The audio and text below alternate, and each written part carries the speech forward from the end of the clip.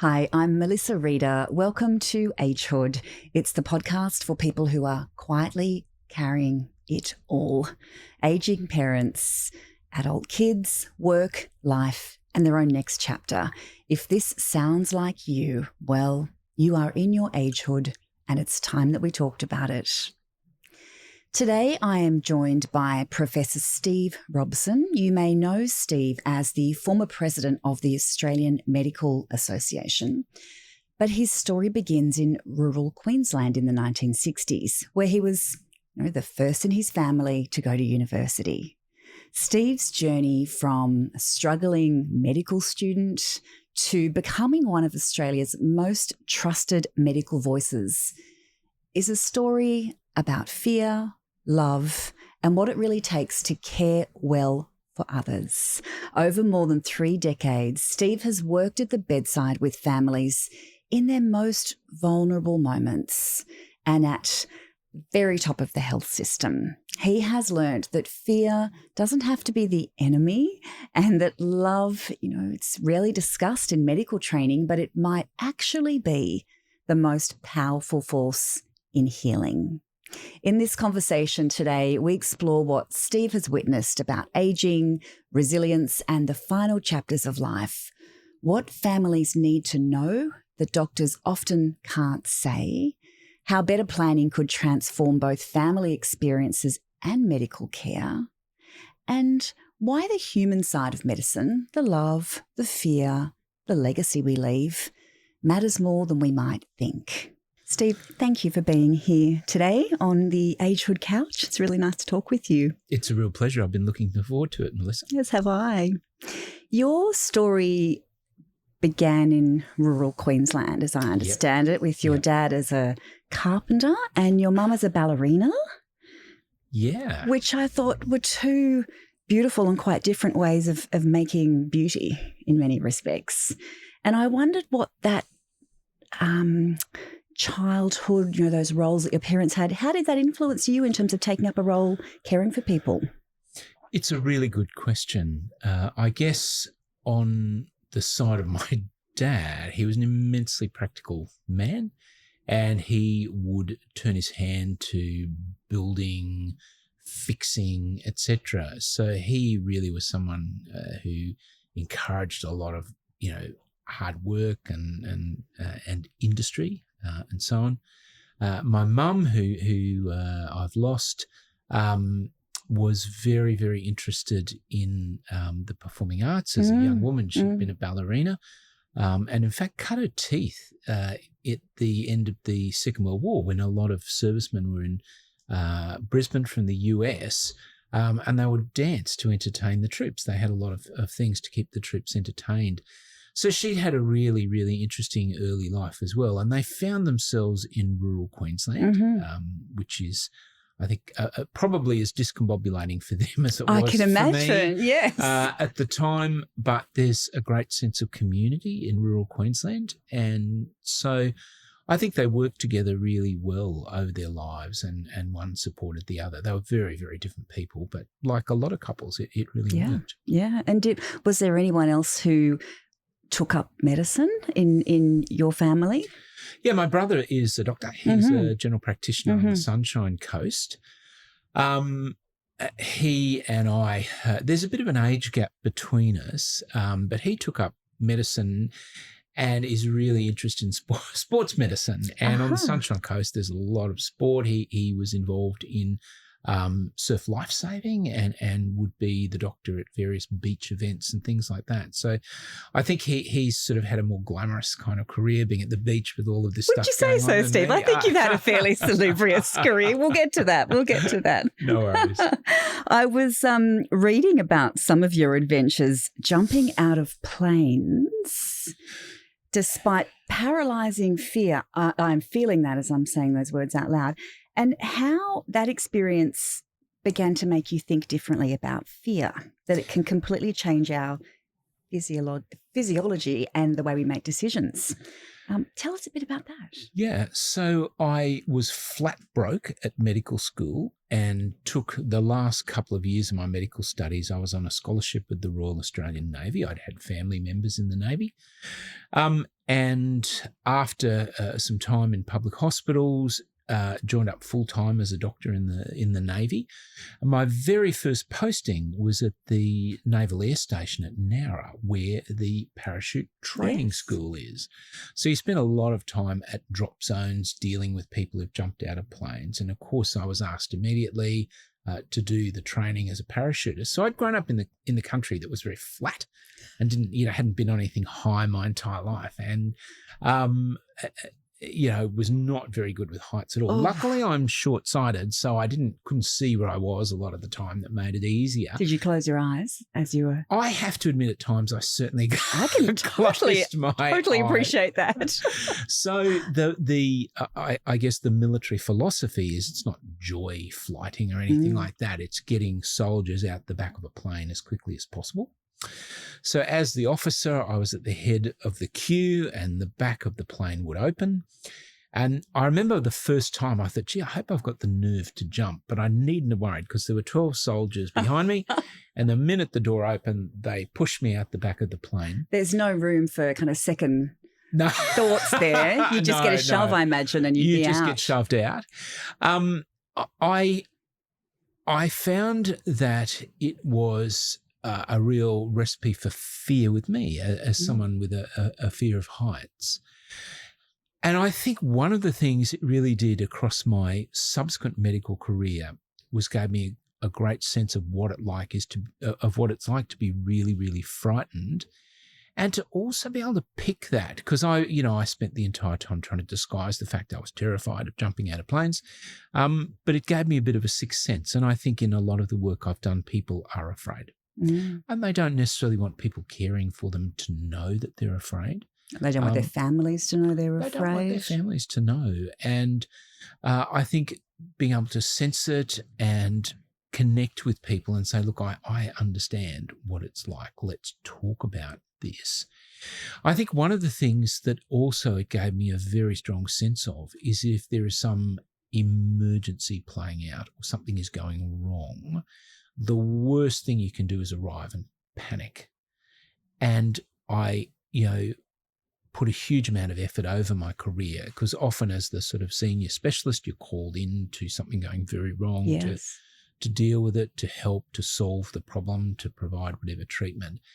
And it's so important to not show that you're afraid or anxious or anything, to appear calm, because fear is infectious and it's contagious. It's contagious, yes. Absolutely. So if people come in and you look like you're panicking, it is a recipe for everything going to pieces. So coming in and saying, all right, this is happening. I'm here. We're all going to work together. We'll try to sort this out for you. We'll try to do this for you or solve this problem for you. I think gives people confidence. It settles the whole environment down, and it's much better for patients and for their families, Melissa. I imagine there's a fine line in some cases between bringing that sense of calm and not being read as detached. You've got to really lean in on the reality of how frightened people are and hold space for them, but bring that reassurance, bring that kind of direction and protection. I think you're absolutely right. And one of the things that I'm sure everybody who works in a public hospital, whether you are a doctor, a nurse, whoever you are working in that care team, is you see a lot of people. You see a lot of patients and families, and you don't necessarily have a pre-existing connection with them. So being able to encounter people for the first time at often what is one of the worst days of their lives, but do your best to connect with them, to assure them that you are there to help them, to provide care, is really important. And that's a skill that just takes time to develop. But people don't forget doctors and healthcare teams that meet them in that way. I mean, I know from my own experience, and we've talked about that, it's really profound when someone sees you in that big system when you are completely overwhelmed and just feeling the crisis. Yeah, I agree. And it's often disorienting. You have this feeling of overwhelming dread. And just meeting people who genuinely care for you, building that connection and saying, I am here to look after you and I will do that to the best of my ability.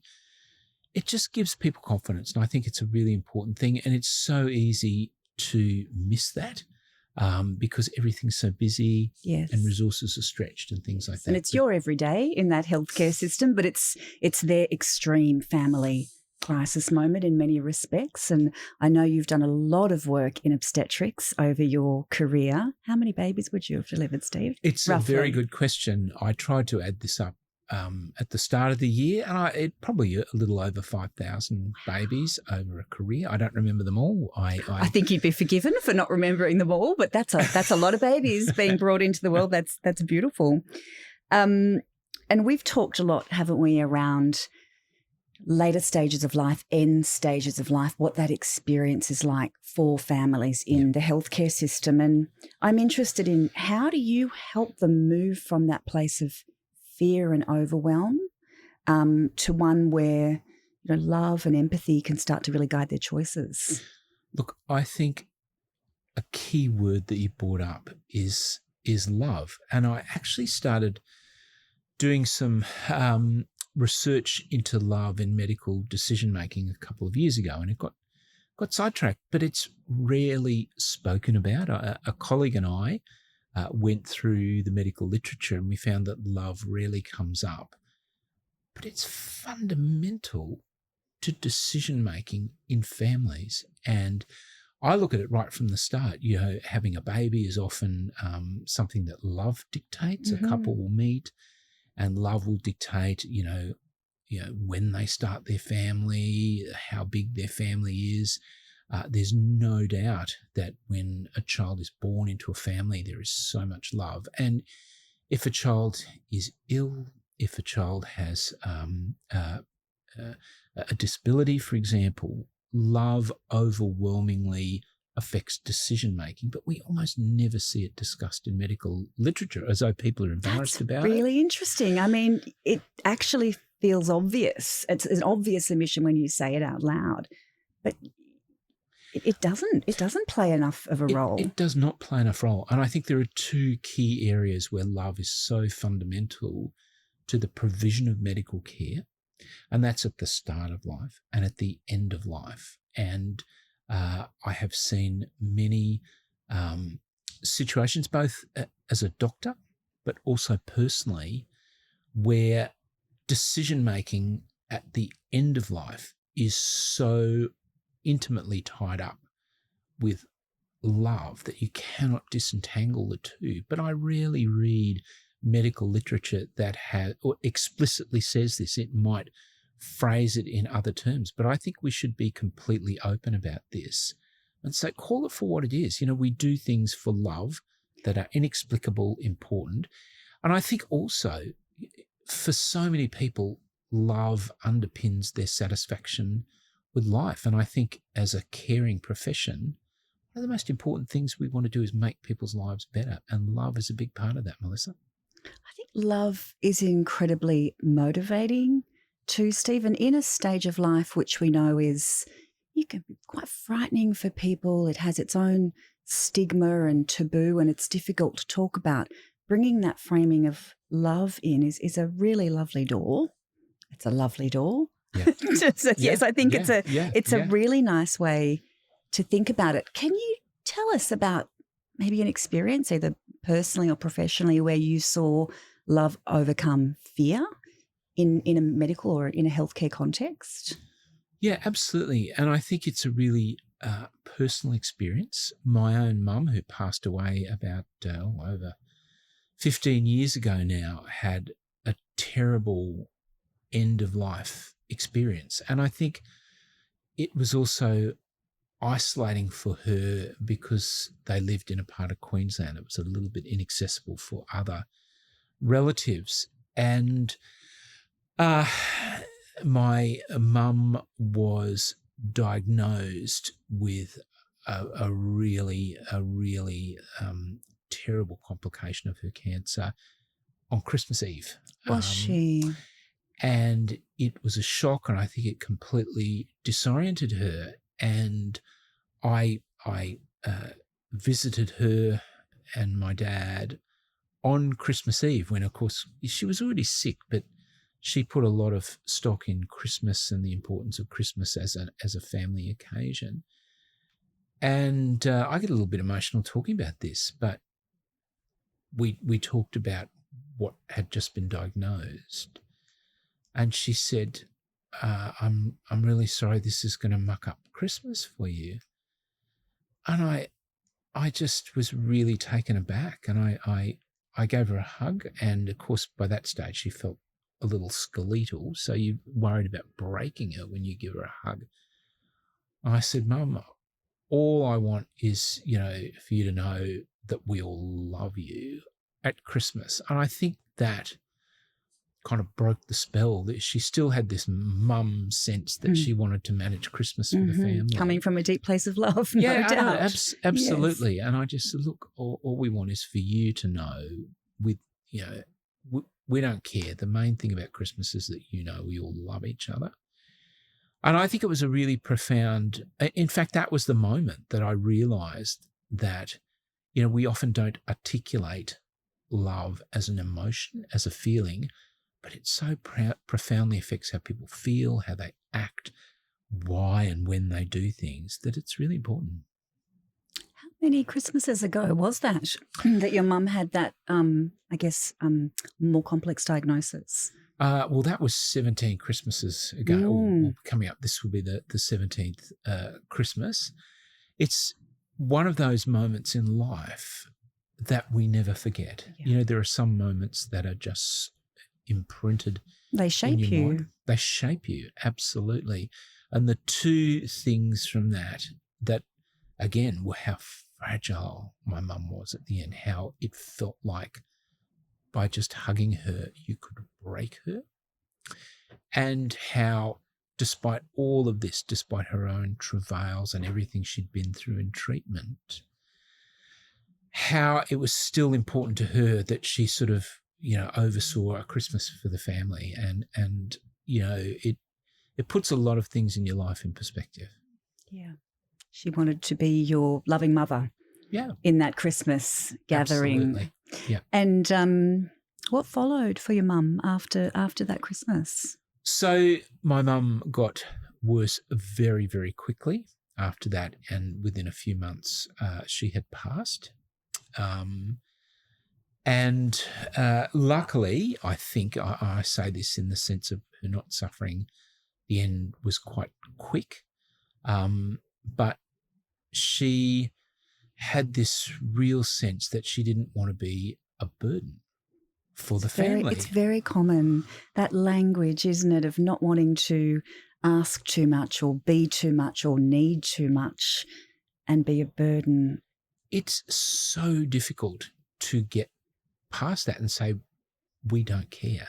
We are your family, we love you, and we want, the best for you. We want you to be comfortable and as settled as you can be, and you are not being a burden. And, just put this out of your mind. But your mum can't get that out of her mind, and it's a constant dialogue about, I don't want to be a burden or put you out. But at the same time, recognizing that the end is near. And it's, I guess you would know this as much as anybody else. Everybody tiptoes around this fact, and it's a very difficult thing to admit. And I think another thing that came out for me would be that perhaps we need to think about how we can have conversations like this that are affirming, fulfilling, but still truthful. And it's not easy, but I think it's actually important for everybody in a family when they're dealing with the end of life. And having those conversations in a way that is anchored in love, in trust, in familiarity, rather than in kind of legal language or technical language or even clinical language. Yeah. Because you feel so detached from the reality if you're framing it in that way. Ticking a box on a piece of paper that says DNR does not really help you understand what's most important to that person in the later stages of life. I agree with you. And I think, speaking as someone who provides healthcare, it's often very easy for someone like me to retreat into that language, to make what you are doing easier. It's hard. Sometimes it feels like you're going against your training to talk frankly and in language that everybody understands. It's easier for you to retreat a little bit into technical language when having difficult discussions. And I think if there's something that would be very, very useful for a lot of people in healthcare, and I know some people do it well, but not everybody does, is being able to help people think about how to have conversations near the end that are not crowded in jargon or as you say, an exercise in getting, technical legal documents right and things like that. They're people conversations. We've had lots of wisdom in the Agehood series from Dr. Catherine Mannix, and she just continually reminds us these are not conversations about medicine. At their core, they're conversations about people and relationships and trust and what's most important. I agree 100%. I think that's absolutely on the money. You have seen, no doubt, many, many examples of what happens when families haven't had those conversations before they reach those really stressful moments in a hospital corridor. What's the conversation that you wish families would have? What would help you as a doctor receiving that dynamic and that kind of circumstance in the hospital, and how does it make it better? So I think there are two aspects to this. I think there are anticipated deaths. There are definitely situations where a family anticipates that somebody will be lost. And you see this in older people. I've certainly seen it quite a lot dealing with people in a younger age group with cancer. Yeah. In my own area, ovarian cancer is something that takes the life of women often in the prime of life. And that's one of those horribly silent cancers, It is one of Steve, those that absolutely shows silent up cancers. really late and can often be really advanced, yet it's devastating. Yeah. So sometimes you will see an anticipated loss at somebody and there is an overwhelming sense this person is too young to die. We get this, they feel like they are gone too soon. The other is the unanticipated loss, the accident, the thing that comes out of the blue. And the wishes of the deceased often are not clear to family members. And I had this brought home to me a few years ago, where a lot of the work I do is in fertility work. And of course, that's about people starting a family, extending a family. It's about the start of life. But one of the things that not uncommonly we're asked to do is to take reproductive tissue from someone who's recently deceased because their family or their partner says our family was not complete and I don't want to lose that chance to have one more child with my partner. Now, I've been involved where an accident has taken a life and family members are already overwhelmed with grief, with shock, with huge trauma, horror in losing a young family member unexpectedly. And not only reproductive tissue, but often organ donation is a thing that is so important for the community, but often the conversations are never had. And it causes this conflict in family members. And some people will say that's not what we want. Well, it's, perhaps what your loved one would have wanted. And things. So I think, a lot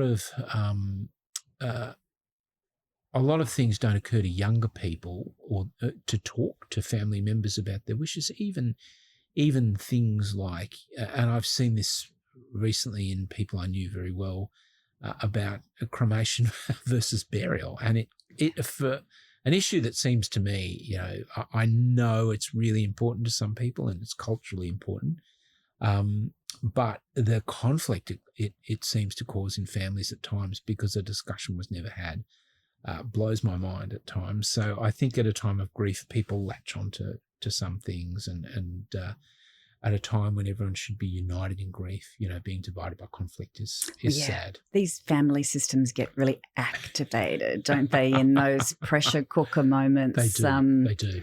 think we all know what that feeling is like when you you get that chord struck within you for different relationships and the way they played out in the past. But when you look at some of the research, 40% of people have a permanent fallout in their family, in their closest relationships, because of the experiences through the last stage of life and grief and loss. And that's because of care decisions. It's because of legal and financial fallout, whole myriad of issues. But that's a big number. That has happened in my own family. Has it, Steve? There was, I'm choosing my words carefully here, but there were situations where there was disagreement in my own family when my mother was very ill toward the end.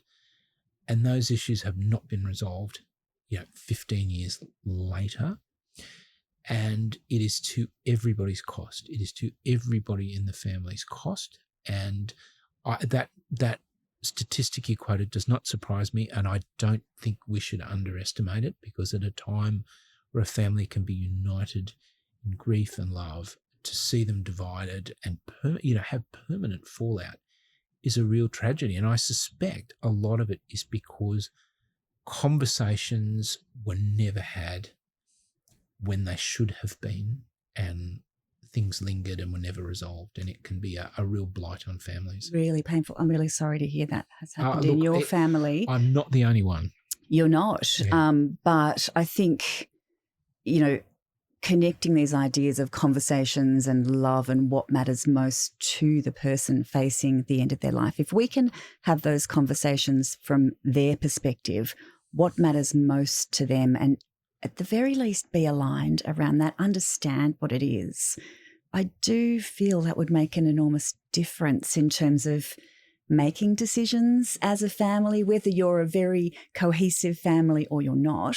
If we're talking about your mum or my dad and we have a really good sense of what they thought, what their important things were, it kind of takes we are importantly being directed by what matters to them. Oh, I couldn't agree more. And I would hate the thought that when my time comes, my family members and loved ones are divided in some way about some decision about me. I want it to be a time when everyone comes together and just, connects. And I think the nature of families at the moment is a lot of family connection is lost these days. A lot of people, are on Facebook or social media and have a sense of connection, but they're not intimately connected. Relationally connected. They're not relationally connected. And death grieving is the first time in a long time a lot of family members will come together as one, and it can unmask, unresolved things. It can unmask things that people just didn't recognize because their connection was virtual or digital or whatever and not human. And I think that's a thing for society to think about. And it's just the, nature of Australia in terms of, we've all come to this country from a range of different places. So many people live interstate. Yes. That's such a common thing in an Australian family. Yeah. And then you have that quite often told story that there might be a sibling who lives interstate who may not have seen mum for a couple of years, and she might have sounded okay on the phone, or she might have put her best self forward on the WhatsApp video call or Absolutely. however. And then when that person arrives, they're not in the same place as the rest of the family. They haven't watched that decline, and they haven't done the emotional work to recognise or reckon with mum's changing health. Yeah. And that's often the person, in what I've learned, that says, do everything for mum. Yeah. Have you seen that a lot? Yeah, absolutely. It's often the person with the least direct recent connection who is demanding, that everything is done. I have actually seen it in start of life care as well. Have you? Yeah, so I have definitely seen it where, in fact, not that long ago, where families are going through the trauma of harm to a young baby, often a preterm baby, and you'll have a fairly peripheral but influential family member, demand or expect things or be difficult with staff, even though it's clear they haven't had a lot of direct connection. And I'm sure that plays out as well at the end of life. I suppose it's human nature, but it just makes the dynamic difficult. It makes it difficult to provide care.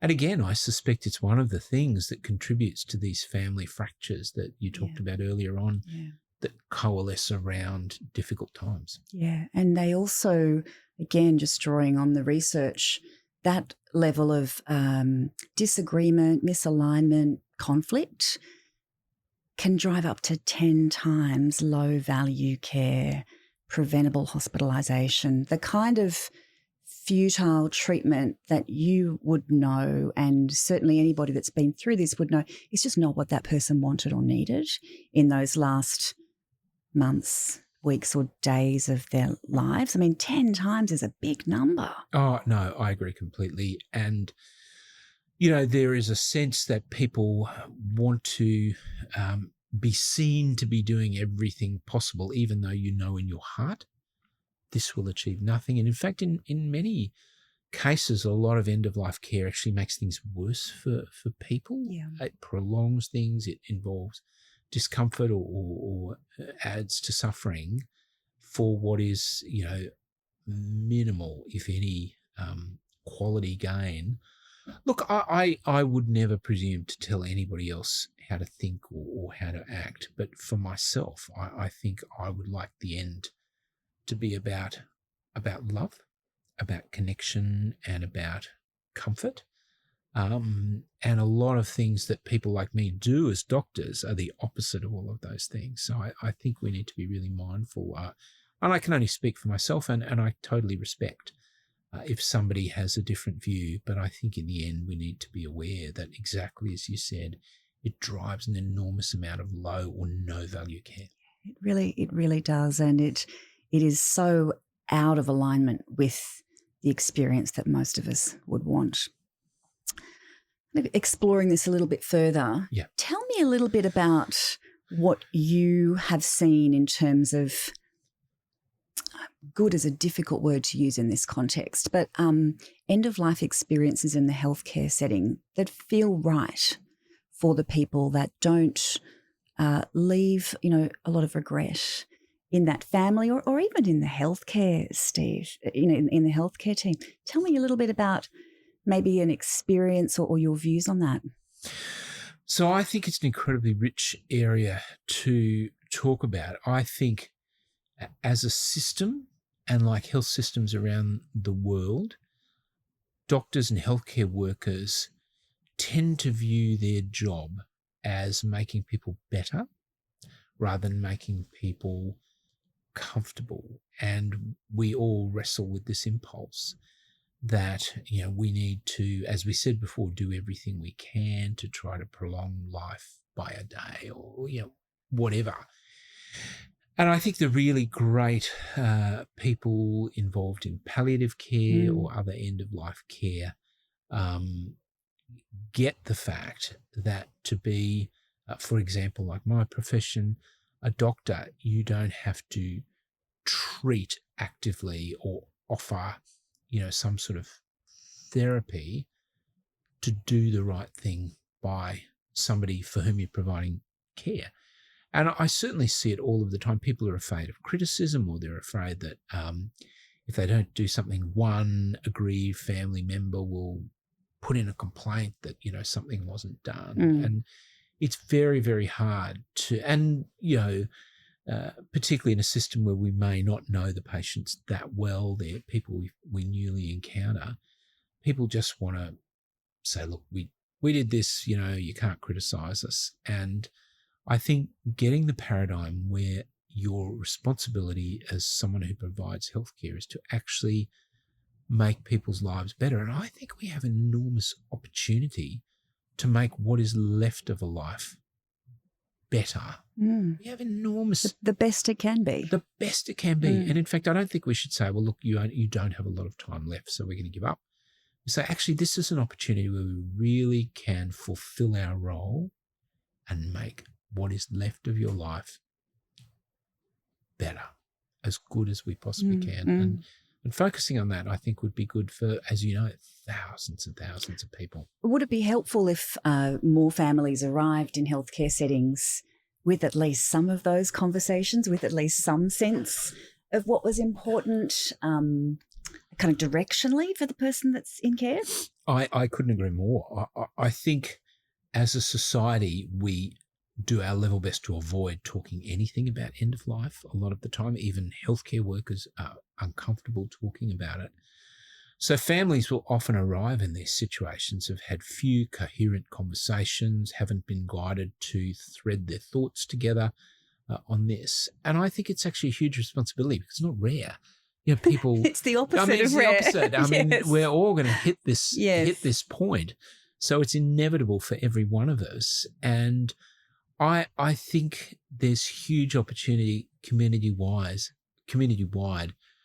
have really important conversations early to mainstream these sort of conversations and for people to understand just how important they are, because there's a sense, it's a bit, a bit out there or whatever, but it's not. It's really important, and it will, we should focus the mind on these things. So I think that's a really admirable pursuit, Melissa. And framing the need or the motivation for those conversations in love, coming from a place of love, as you've brought to this so beautifully.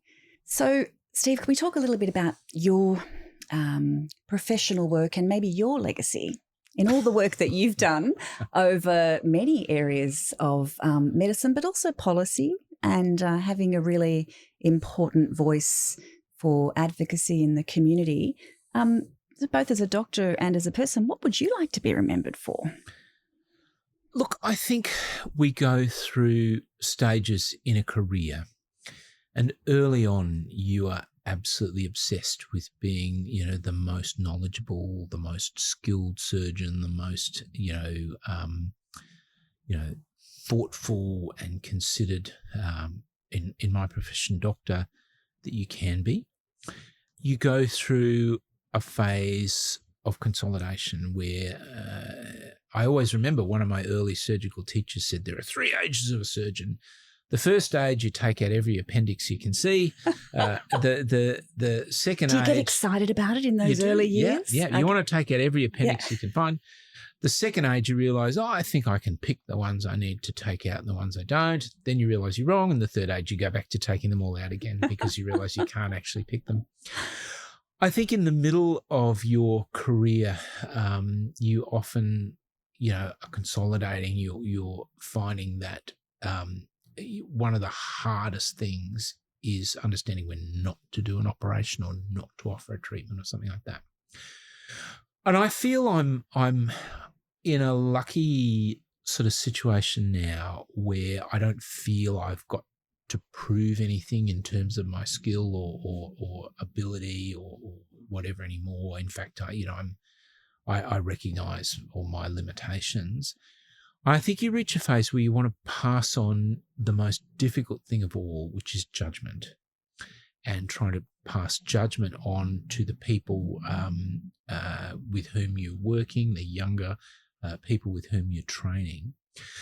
But one of the things I've really recognised is that we need to be great stewards of the resources of the health system, that they are limited, that we can't just have everything all the time. And a way that you can make sure you squeeze the most benefit for the most people out of the resources, the money, the resources available is great policy. So I've put a lot of, thought over the last decade or so into less about treating the individual patient. Not that I don't think about it, but I mean less about thinking about things as the individual person in front of you and more about the system as a whole. And how do we get a great system? How do we make sure that every Australian, no matter who you are, where you came from, has the best access to healthcare possible, that we do really great healthcare in this country. So a lot of what I've done has really been around that for the last few years, and that is an endless thing. There's no easy answers. But judgment is earned and learned, isn't it? It's not something you're kind of just badged with fresh out of med school. It's really interesting when I hear you talk about that, and I think about junior doctors who would be looking to doctors like you for that wisdom, for that judgment, for that modelling, and putting that in the context of everything we've talked about around the right decisions that reflect people's wishes as they near the end of their life. So we're not just doing what we can do because technology makes that possible. Yeah. We're actually thinking, what is right for that 96-year-old man? Who is he? What was most important to him? And how do we help him and his family in the right way? Yeah. Look, I hate to say this, but judgment often comes from getting things wrong. That's actually very true. It's really true. It's a hard learning, isn't it? I know, absolutely. And you spend a lot of time at medical school and in your specialist training with textbooks and papers and learning. But some of the most valuable things that we learn are when things didn't go right. Yeah, where things failed or you made the wrong call. Yeah. When you made the wrong call, you learn an enormous amount. And I say, look, we need to see failure in many aspects as the opportunity to learn how to do things better. Now, the stakes are high. If you get something wrong, it can harm patients or not make them better. So I'm not talking down the stakes, but I think a lot of the real experience I've gained is as much from getting things wrong, making the wrong call, not interpreting something correctly, as it is about having the knowledge. And there's another saying that, 80% of making a diagnosis is just listening to a patient. Most of the time people will tell you what's wrong with them if you listen carefully enough. And I think, as I said, a little bit around the sort of slightly frivolous thing about taking out appendices, we learn how to treat things, and we are proud of our ability to do an operation or manage a treatment. And it can be the hardest thing to say, actually, this is not right for that person. The best thing I can possibly do is not do this operation, not offer this treatment. And that can be a hard thing to shake, particularly for people at the start of their career who are so proud of what they can do and have mastered skills. Saying actually the right thing is not to do it takes a bit of a mindset shift. And I think that's something that only comes with time. That's tough, because in that moment you have to connect that highly skilled, highly enthusiastic, but arguably much less experienced doctor to the judgment that you've earned and you've learned that's making you sit with the idea of, is it the right thing, even if we can do it? Yeah, sometimes I say to people, look, it's important. Don't just do something, stand there, which is the opposite of what people normally say, but taking the time to think through what really is the right thing here. There is power in knowing when not to do something, and that just takes time. I'm still learning, but it is, I think, stressing to people at the start of their career that judgment is as much about looking at the whole picture, looking at the whole situation, the whole person, and knowing when it's actually not right to do something. And that just takes time. One of a very wise mentor of mine said to me, it's really important to know when to slow down in order to speed up. Absolutely. And that's actually, I think, a great example of what you're describing is very linked to diagnosis, isn't it? Yeah, I agree with that. And I think one of the other things, and this is probably slightly off-piste a little bit. That's okay, Steve. You can go off-piste. But I say to my trainees, sometimes the really great surgeons, for example, don't look like they're doing much. It just seems to be just flowing along and something wonderful is done. And other people, there's a lot going on and it's not going right. And it's a bit like, talking about off-piste, like skiing. Some people just make skiing look effortless. So graceful. I know. You just see them and I wish I was one of those people. I wish I was like that. They just look great. Yeah, and they're usually European. Yeah, and they don't look like they're putting any effort into this. They're incredibly skilled. But, yeah. And I'm sitting with a whole lot of questions around, where we are at this moment in time where we've never had people living as long. Yes. Never had longevity like Yes. this.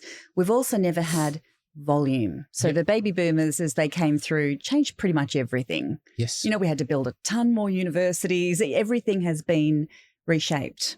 And I'm also thinking about all of those very eager, very skilled and less experienced doctors who are going to be responsible for the care of, hundreds of thousands of people in this country in the very near future. How do we think about that? Where does the responsibility sit for obviously not badging them with that wisdom, but at least opening conversations around judgment, as you've said? Yeah, I think one of the really important things is the demographic change we see globally. We certainly see it in Australia, where we're going to have an increasing proportion of the population is older people like me, and we'll have a smaller and smaller proportion of young people not only providing care. We know that the caring professions, whether it's aged care, healthcare, disability care, will be the growth area. There'll be increasing demand, fewer people to do it, and we face that dilemma of, should a high-income, highly developed country like Australia take healthcare workers from countries that have fragile health systems anyway? Do we accept the fact that those countries train people, we take their best and brightest Such an to important Australia? point. We leave countries with the most need, often with the most fragile health system. We need to think really carefully about that. There's a lot of talk about artificial intelligence, for example, virtual care, picking up the slack. I'm skeptical about that. And I also think that when we are at our most vulnerable, when we are sick, when we are near the end of life, we want human connection and we want touch. And people say to me so often, when I was so sick, it was so wonderful to have the nurse come in and just spend time with me. It felt so good. He or she cared so much about me. And I think when we are at our most vulnerable, the thing we want most is human connection, and AI will never provide that. No. I mean, it's fine get an AI chatbot or something. Yeah, AI should be doing the the administrative stuff, the Correct. kind of the non-human, non-care component. That's where we've got the big AI opportunity. But I couldn't agree with you more. And you're so right to point out how we are currently staffing our workforce in these critical industries, which they're at capacity today. What will this look like in 3, 5, 8 years' time? And where are we drawing the people from? And is that morally okay? Is it morally okay? It's a complex question. I would imagine every single Australian has had healthcare, has had encounters with people who did their training overseas, often in lower income countries, and are brought here. And we are, I've heard it said, we're really stripping the resources from countries who need them the most. So I think we have a lot of really important questions to ask ourselves in this country, Melissa. Not a lot of time either, Steve, to ask ourselves those questions and maybe try some other solutions. This is happening really quickly. It is. On that theme, if you could change one thing for this stage of life and kind of aging for Australians and their families, what would it be? I recognise that many of the things that affect the health of Australians do not occur out of the blue at the end of life. They are the end of a lifelong process.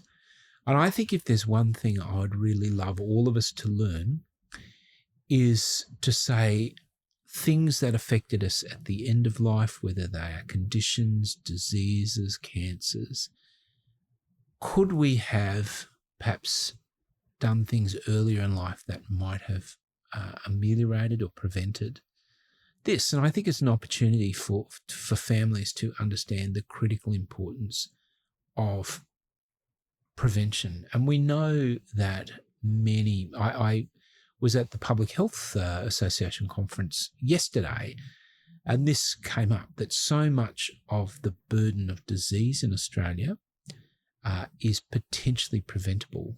And we know that, exercise, great dietary choices, moving, staying out of the sun, all of these things set you up for a much better end of life. Even if they don't necessarily prevent you getting something, they can make the progress of a condition slower or less impactful. So I think the end of life, we shouldn't forget that it's an opportunity for us to learn about prevention and for the next generation to understand choices.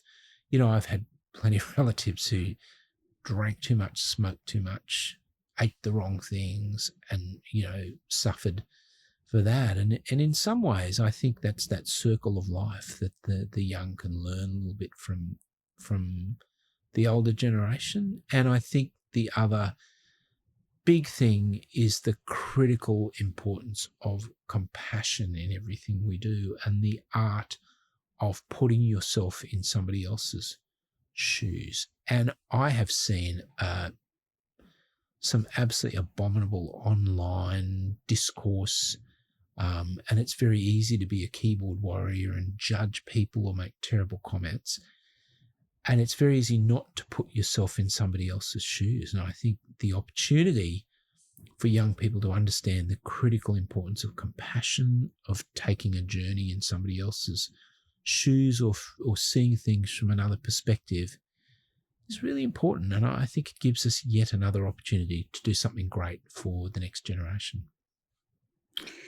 I often ask guests on the podcast, Steve, for a word of advice out there to people who might be caring for loved ones. But I'm wondering if I can ask you, what would your word of advice be for your clinical colleagues in the context of the discussion we've had today, and the very influential role that you hold and have held for a long time in the system in Australia?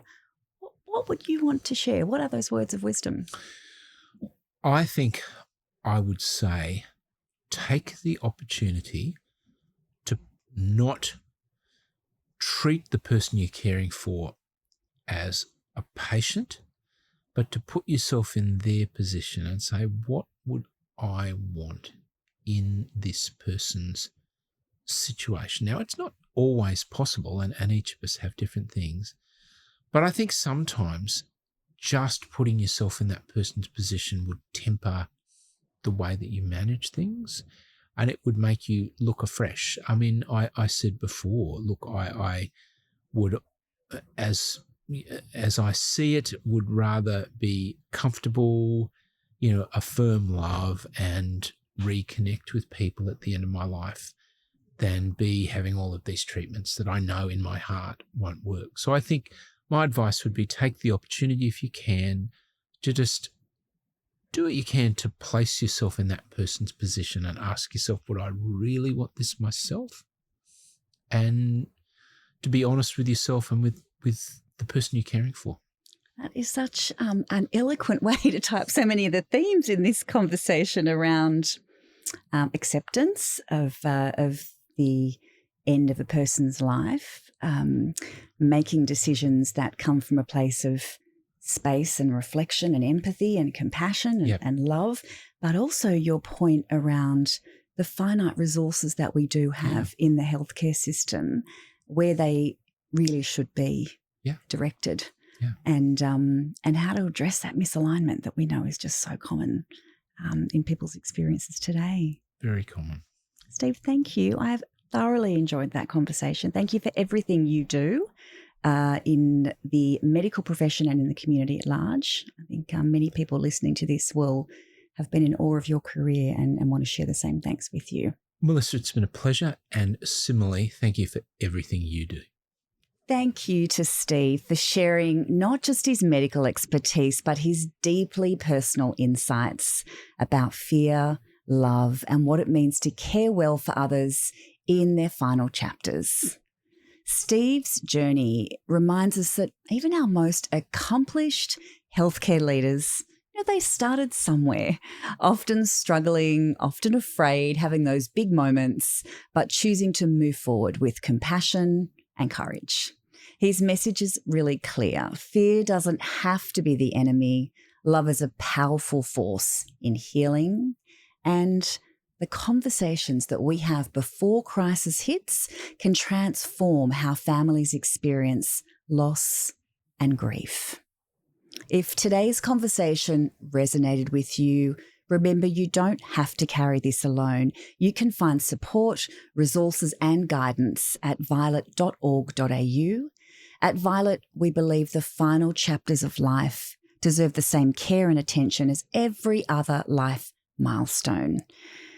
If you'd like to share your story or even send us a question, you can reach us anytime at podcast@violet.org.au. And if you found today's episode helpful, please follow us at Agehood, leave us a review, and share Agehood with someone who might need to hear it too. We'll be back soon with another conversation. Until then, take care and thank you for listening.